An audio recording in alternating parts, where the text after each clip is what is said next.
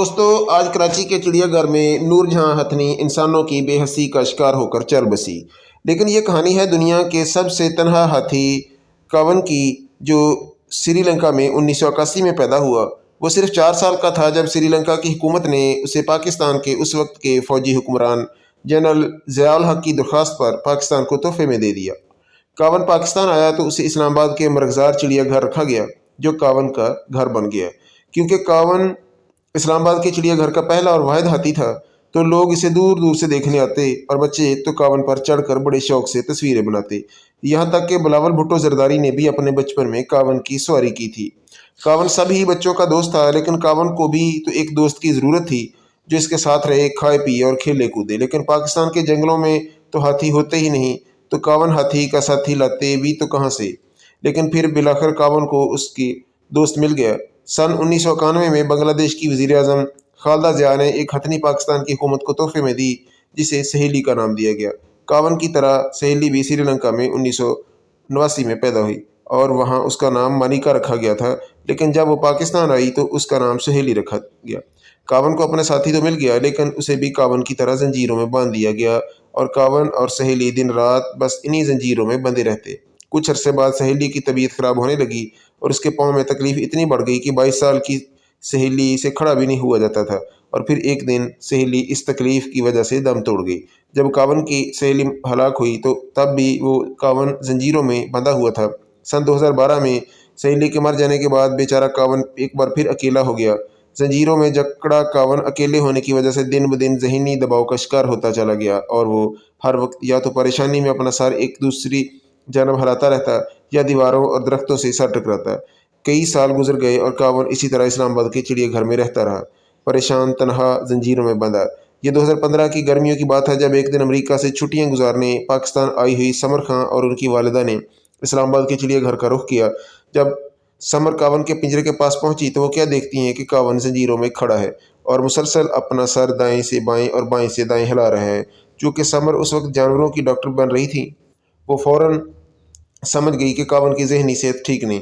उन्होंने ठान ली कि वो कावन को वहाँ से आज़ाद करवा कर रहेंगी। बस फिर किया था, समर खान ने दीवारों से टक्करें मारते कावन की तस्वीर सोशल मीडिया पर शेयर करते हुए फ्री कावन द एलिफेंट के नाम से एक मुहिम शुरू की और दुनिया भर के लोगों से अपील की कि वो कावन की रिहाई के लिए आवाज़ उठाएं।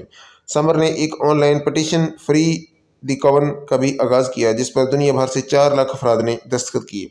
समर और इस मुहिम का हिस्सा बनने वाले लोगों ने चिड़ियाघर के हुक्काम, CDA के अफसरान और यहाँ तक कि उस वक्त के वज़ीर आज़म नवाज शरीफ को भी खत लिखे और अपील की कि कावन को आज़ाद किया जाए।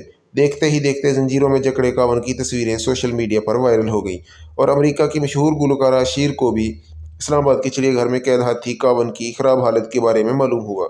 जानवरों से बहुत प्यार करने वाली और उनके हकूक़ के लिए काम करने वाली शीर भी फ्री कावन द एलिफेंट मुहिम का हिस्सा बन गई और पाकिस्तानी हुकूमत से कावन की आज़ादी की गुजारिश की। शीर ने तो यहाँ तक कह दिया कि अगर कावन को आज़ाद कर दिया जाए तो कावन को इसके घर श्रीलंका या कंबोडिया ले जाने का सारा खर्चा वो उठाएंगी।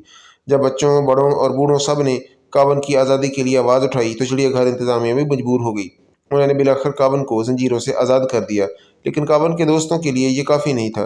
वो जानते थे कि कावन का पिंजरा उसके लिए बहुत छोटा है और फिर उसका कोई साथी भी नहीं है, इसलिए जंजीरें खोल देने से कावन ठीक नहीं होगा।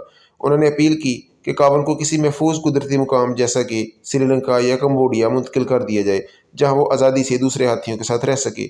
लेकिन चिड़ियाघर वालों के पास भी तो बस एक ही हाथी था, वो भला कैसे कावन को इतनी आसानी से जाने देते।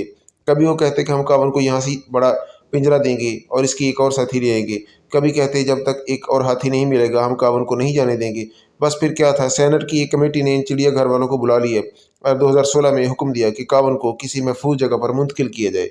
लेकिन सेनेट के हुक्म के बावजूद बेचारे कावन को किसी ने चिड़ियाघर से जाने न दिया। तो कावन के दोस्तों की एक और तरकीब सूझी। उन्होंने सोचा क्यों ना हम अदालत में जाएं और जज साहब से कहें कि वो कावन की मदद करें। कावन के दोस्तों का ये मंसूबा कामयाब हो गया और अदालत ने कहा कि इस चिड़ियाघर में कावन तो क्या कोई जानवर भी नहीं रहेगा। जानवरों की इतनी बुरी हालत में कैद रखना बिलाखिर सही बात नहीं, इसलिए कावन को कंबोडिया और चिड़ियाघर के बाकी सारे जानवरों को किसी महफूज जगह मुंतकिल किया जाए। कावन की आज़ादी की खबर सुनकर कावन के दोस्त बड़े खुश हुए। लेकिन अभी एक और मसला था। कावन ने अपनी ज़िंदगी के 35 साल चिड़ियाघर के पिंजरे में तनहा गुजारे थे।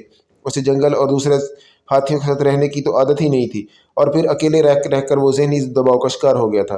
कावन की ان سب مشکلوں کو دور کرنے کے لیے ایک NGO 4 پاز کے ڈاکٹروں کی ایک ٹیم آئی، جس نے کاون کا مکمل چیک اپ کیا اور دیکھا کہ وہ سفر کرنے کے لیے فٹ بھی ہے یا نہیں۔ اس ٹیم میں مصر کے مشہور جانوروں کے ڈاکٹر عامر خلیل بھی تھے۔ ڈاکٹر خلیل جب کاون سے ملے تو انہیں فوراً پتہ کہ کاون کو ایک دوست کی ضرورت ہے، لیکن کاون میاں تو کسی سے دوستی کرتا بھی تو کیسے؟ لیکن ڈاکٹر خلیل بھی بہت ذہین تھے۔ انہوں نے کاون کو گانے سنائے، اسے پانی پلایا اور اس کے ساتھ خوب کھیلے کودے۔ پھر کاون اور ڈاکٹر خلیل کیسے دوست نہ بنتے؟ یوں ہو گئی ان کی دوستی، اور بالآخر 35 سال تنہا زنجیروں میں گزارنے کے بعد کاون کو کمبوڈیا کے ہرے بھرے جنگلوں میں بھیجا جا رہا، جہاں وہ اپنی باقی زندگی دوسرے جانوروں کے ساتھ گزار رہا ہے، اور یوں دنیا کا سب سے تنہا ہاتھی اب تنہا نہیں۔